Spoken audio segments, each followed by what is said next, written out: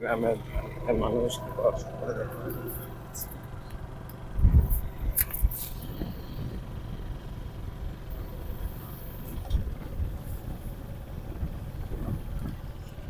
শুধু ধান আর ধান, অনেক ধান হয়ে গেছে। এই যে দেখতেছেন, এটা হচ্ছে জিরা কাটারি ধান, সব দিকে শুধু জিরা কাটারি ধান। এই যে আরেকজন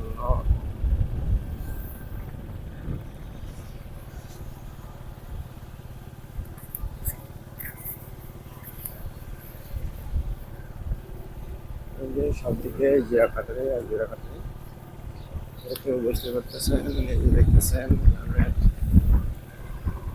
এখনো গ্রামের খুবই করুণ অবস্থা। মাঝে মাঝে দেখবেন এই যে শুধু জিরা কাটারি ধান, সব দিকে জিরা কাটারি। এই যে দেখানোর চেষ্টা করতেছি, এই যে দেখেন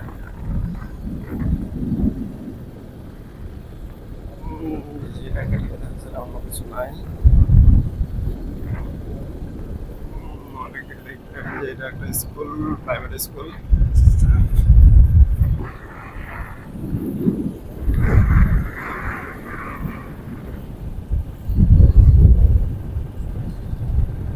শুধু পাথারকে পাথার, জমিকে বিঘাকে বিঘা জমি হচ্ছে শুধু জিরা কাটারি ধান, অন্য কিছু ধান খুবই কম আবাদ করে।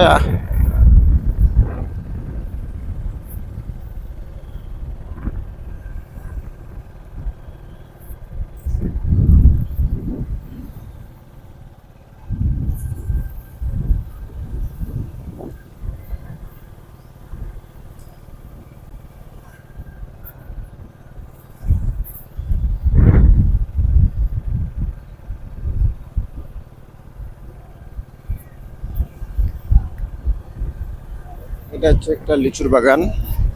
দিনাজপুর লিচুর জন্য বিখ্যাত।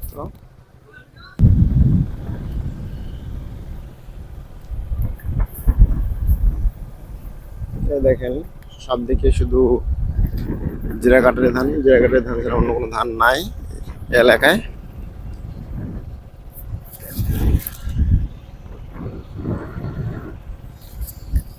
যদি কারো কিছু বলার থেকে, জানার থেকে আমাকে কমেন্টে জানেন, আমি উত্তর দেওয়ার চেষ্টা করব। এই যে পাশে যেগুলো দেখতেছেন অনেক জায়গায় বাগান থাকে। এটা হচ্ছে একটা গ্রাম। এই যে দেখতেছেন পাথারকে পাথার, বিঘাকে বিঘা জমি শুধু ধান আর ধান। এই যে বাকি যেগুলো দেখতেছেন ওগুলো হচ্ছে একটা বাগান আছে, এই যে লিচুর, আমের বাগান, লিচুর বাগান। তবে এই এলাকায় প্রচুর জিরা কাটানের পাশে ধানের পাশাপাশি আমের বাগান, লিচুর বাগান রয়েছে। এই যে পাশে যেটা দেখতেছেন এটা একটা লিচুর বাগান। এই যে যেটা দেখতেছেন এটা হচ্ছে লিচুর বাগান একটা। এই যে মাঝখানে যে দেখা যাচ্ছে এটা লিচুর বাগান।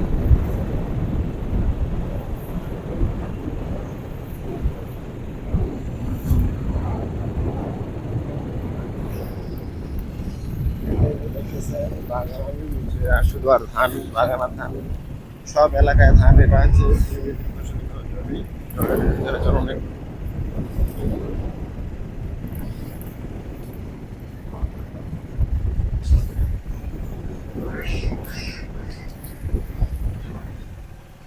গ্রামীণ এলাকা। এটা একটা গ্রামে ঢুকছি।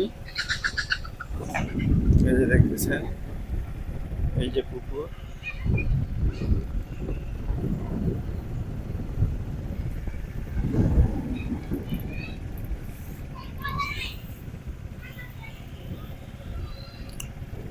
সব দিকে আনাচে কানাচে, সব দিকে শুধু ধান আর ধান। আর বিশেষ করে লিচুর বাগান। সেহেতু যদি কারো কিছু বলার থাকে, জানার থাকে, আমাকে জানায় কমেন্টে, আমি চেষ্টা করবো। এই যে চলে আসছি এখন শালবন।